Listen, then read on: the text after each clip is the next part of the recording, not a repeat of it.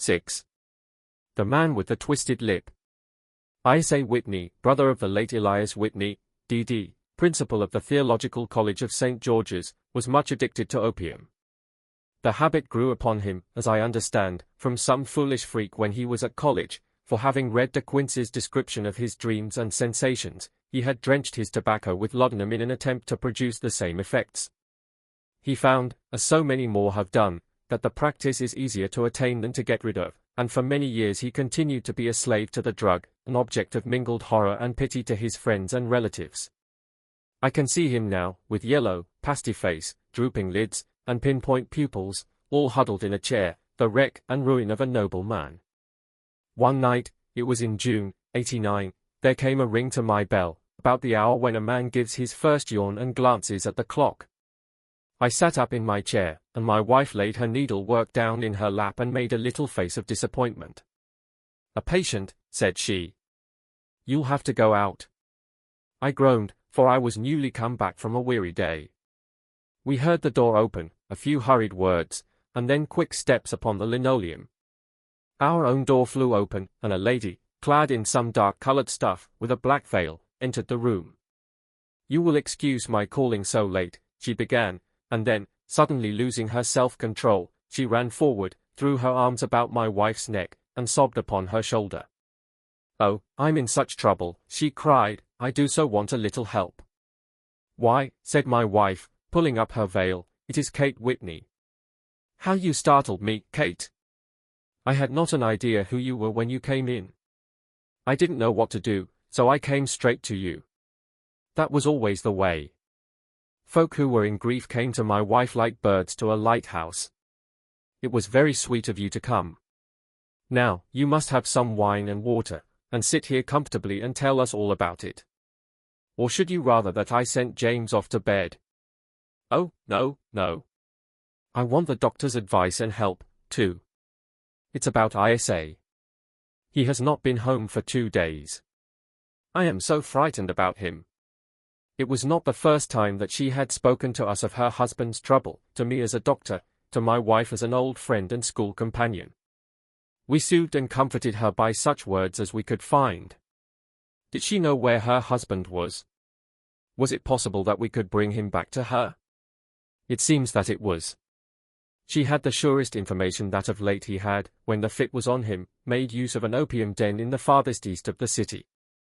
Hitherto his orgies had always been confined to one day, and he had come back, twitching and shattered, in the evening.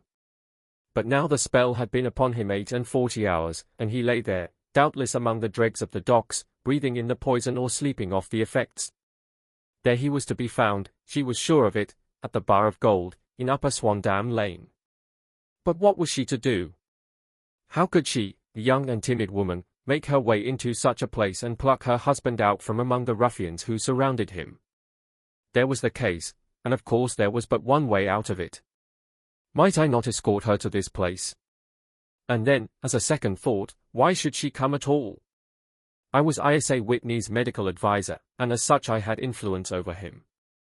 I could manage it better if I were alone.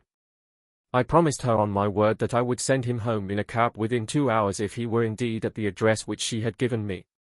And so in 10 minutes I had left my armchair and cheery sitting room behind me, and was speeding eastward in a hansom on a strange errand, as it seemed to me at the time, though the future only could show how strange it was to be. But there was no great difficulty in the first stage of my adventure. Upper Swandam Lane is a vile alley lurking behind the high wharves which line the north side of the river to the east of London Bridge.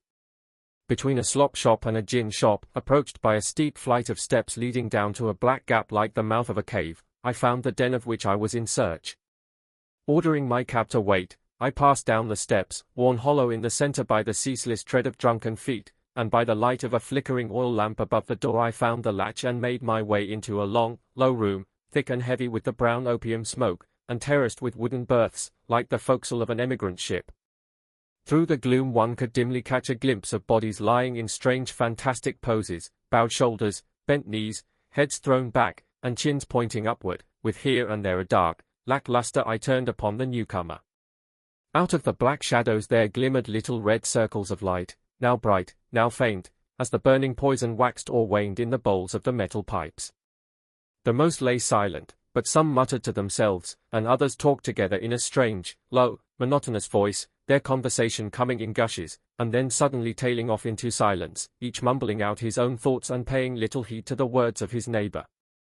At the farther end was a small brazier of burning charcoal, beside which on a three-legged wooden stool there sat a tall, thin old man, with his jaw resting upon his two fists, and his elbows upon his knees, staring into the fire. As I entered, a sallow Malay attendant had hurried up with a pipe for me and a supply of the drug, beckoning me to an empty berth. "Thank you. I have not come to stay," said I. "There is a friend of mine here, Mr. Isa Whitney, and I wish to speak with him."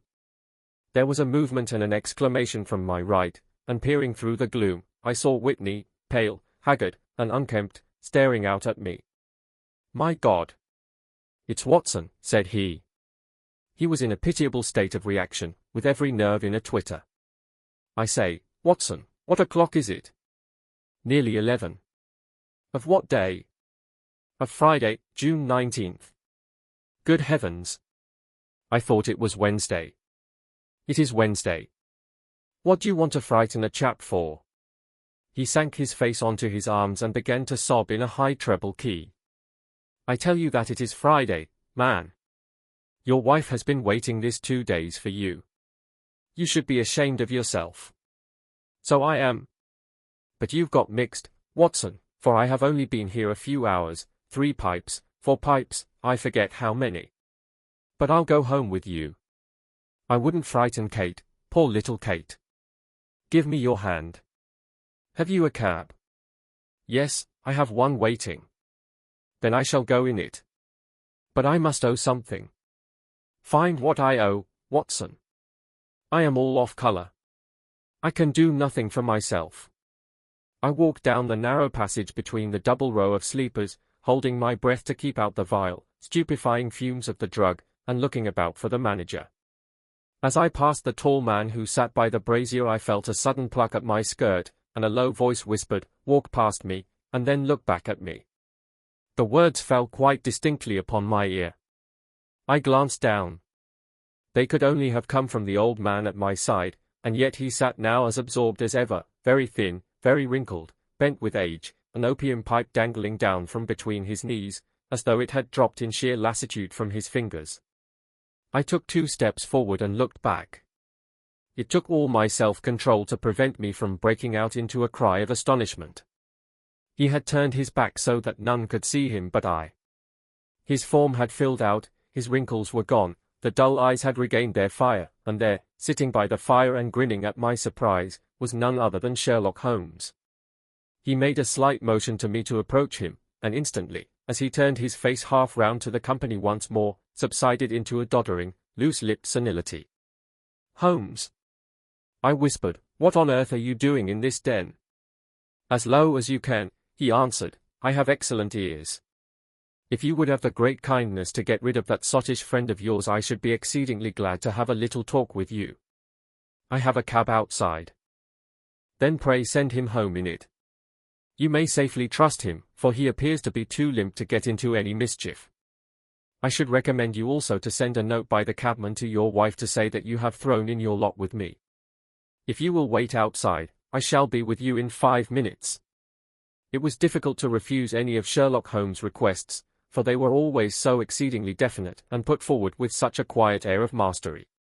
I felt, however, that when Whitney was once confined in the cab my mission was practically accomplished, and for the rest, I could not wish anything better than to be associated with my friend in one of those singular adventures which were the normal condition of his existence. In a few minutes I had written my note, paid Whitney's bill, led him out to the cab, and seen him driven through the darkness. In a very short time a decrepit figure had emerged from the opium den, and I was walking down the street with Sherlock Holmes. For 2 streets he shuffled along with a bent back and an uncertain foot. Then, glancing quickly round, he straightened himself out and burst into a hearty fit of laughter. "I suppose, Watson," said he, "that you imagine that I have added opium smoking to cocaine injections, and all the other little weaknesses on which you have favored me with your medical views. I was certainly surprised to find you there. But not more so than I to find you. I came to find a friend. And I to find an enemy." "An enemy?" Yes, one of my natural enemies, or, shall I say, my natural prey. Briefly, Watson, I am in the midst of a very remarkable inquiry, and I have hoped to find a clue in the incoherent ramblings of these sots, as I have done before now. Had I been recognized in that den, my life would not have been worth an hour's purchase, for I have used it before now for my own purposes, and the rascally Lascar who runs it has sworn to have vengeance upon me. There is a trap-door at the back of that building, near the corner of Paul's Wharf, which could tell some strange tales of what has passed through it upon the moonless nights. What? You do not mean bodies? Bodies, Watson. We should be rich men if we had £1,000 for every poor devil who has been done to death in that den. It is the vilest murder trap on the whole riverside, and I fear that Neville St. Clair has entered it never to leave it more. But our trap should be here. He put his 2 forefingers between his teeth and whistled shrilly, a signal which was answered by a similar whistle from the distance, followed shortly by the rattle of wheels and the clink of horses' hoofs.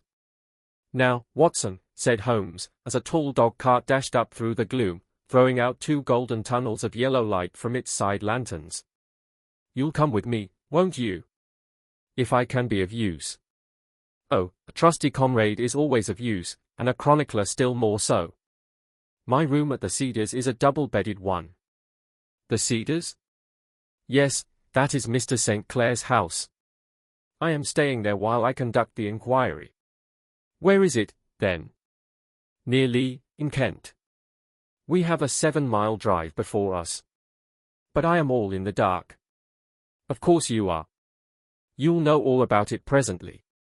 Jump up here. All right, John, we shall not need you. Here's £half-a-crown. Look out for me tomorrow, about 11.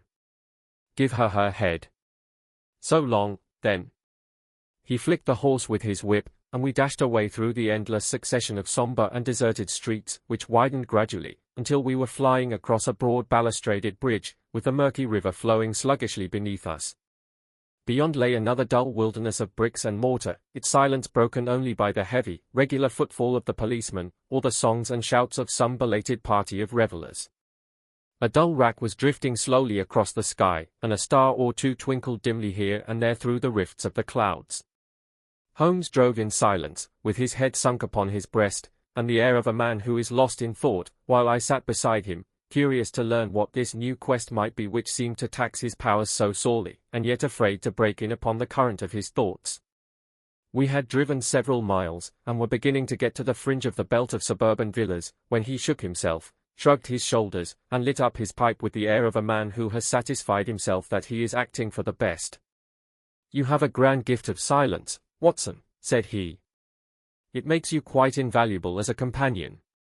'Pon my word, it is a great thing for me to have someone to talk to, for my own thoughts are not over-pleasant. I was wondering what I should say to this dear little woman tonight when she meets me at the door. You forget that I know nothing about it. I shall just have time to tell you the facts of the case before we get to Lee. It seems absurdly simple, and yet, somehow I can get nothing to go upon. There's plenty of thread, no doubt, but I can't get the end of it into my hand. Now, I'll state the case clearly and concisely to you, Watson, and maybe you can see a spark where all is dark to me. Proceed, then. Some years ago, to be definite, in May, 1884, there came to Lee a gentleman, Neville St. Clair by name, who appeared to have plenty of money. He took a large villa, laid out the grounds very nicely, and lived generally in good style. By degrees he made friends in the neighborhood, and in 1887 he married the daughter of a local brewer, by whom he now has 2 children. He had no occupation, but was interested in several companies and went into town as a rule in the morning, returning by the 5:14 from Cannon Street every night. Mr. St. Clair is now 37 years of age, is a man of temperate habits, a good husband, a very affectionate father, and a man who is popular with all who know him. I may add that his whole debts at the present moment, as far as we have been able to ascertain, amount to £88 tens, while he has £220 standing to his credit in the Capital and Counties Bank. There is no reason, therefore, to think that money troubles have been weighing upon his mind.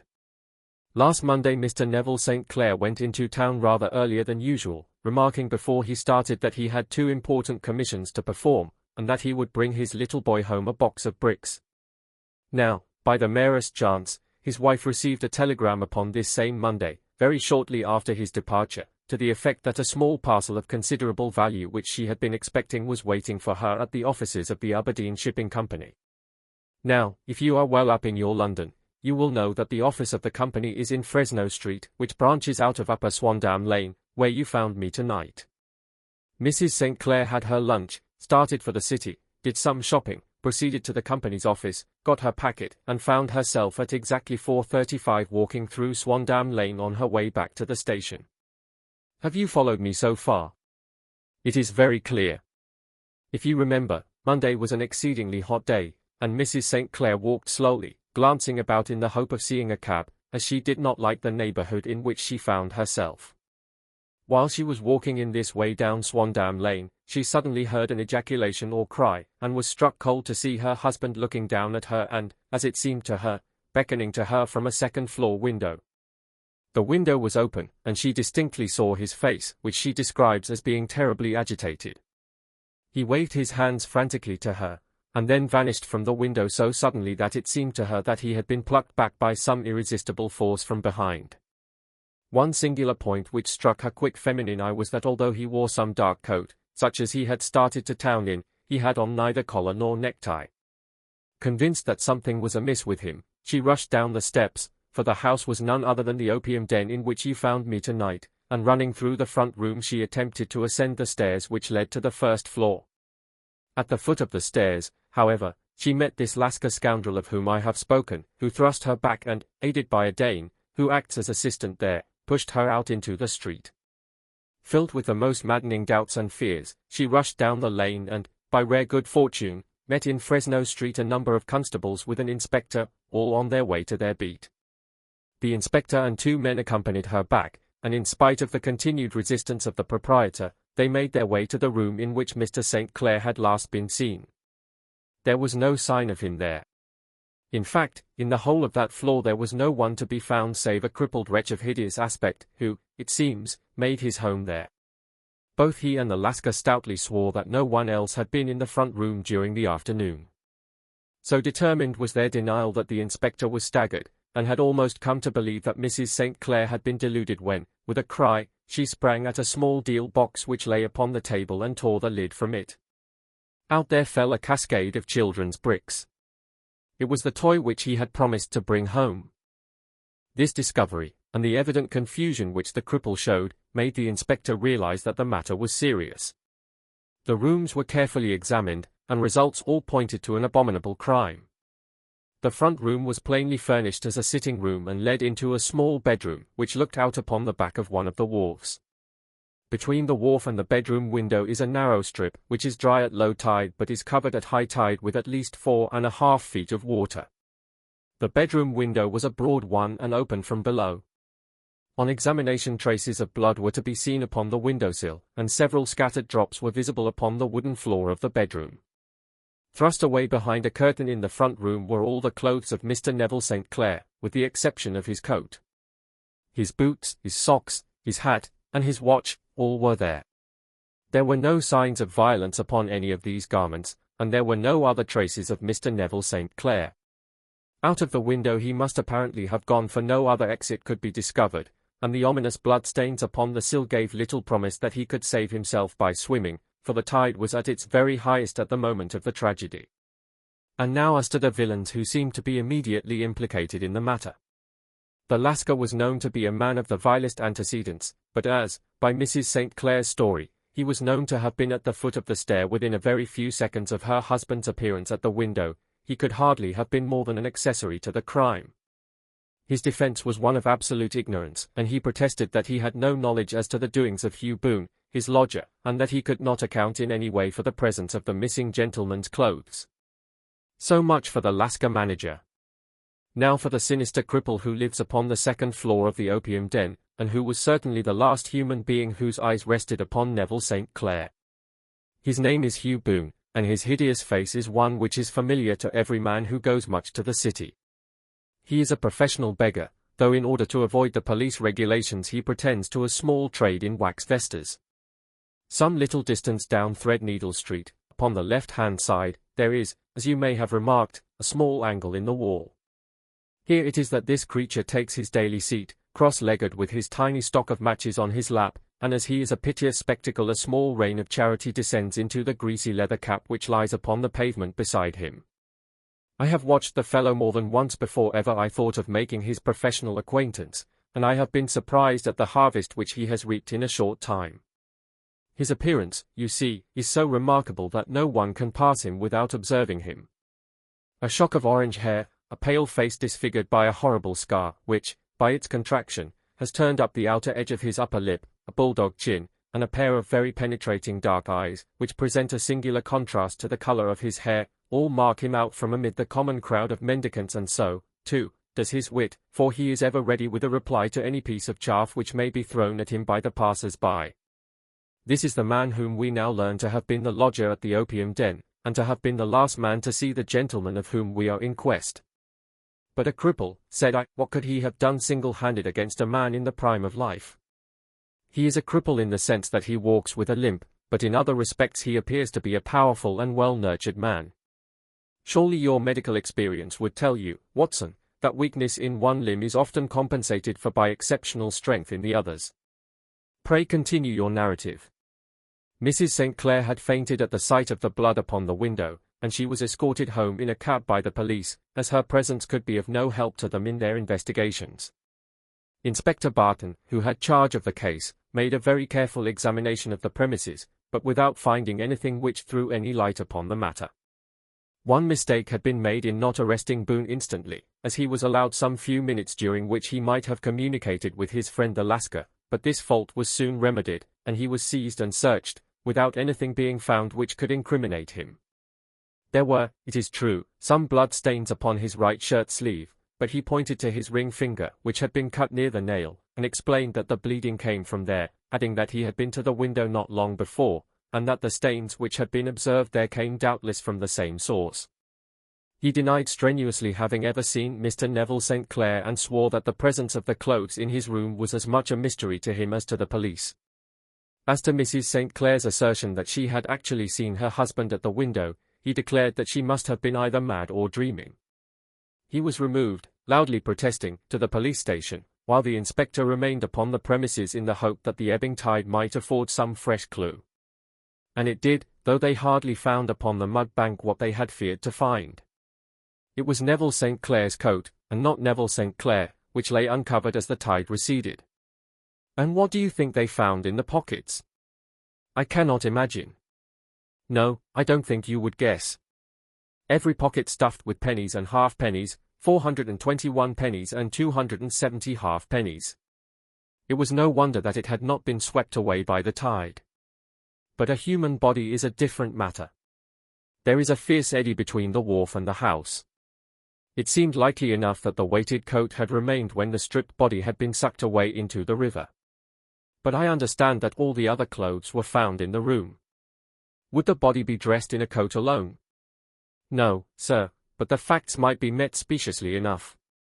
Suppose that this man Boone had thrust Neville St. Clair through the window, there is no human eye which could have seen the deed. What would he do then? It would of course instantly strike him that he must get rid of the telltale garments. He would seize the coat, then, and be in the act of throwing it out, when it would occur to him that it would swim and not sink. He has little time, for he has heard the scuffle downstairs when the wife tried to force her way up, and perhaps he has already heard from his Lascar confederate that the police are hurrying up the street.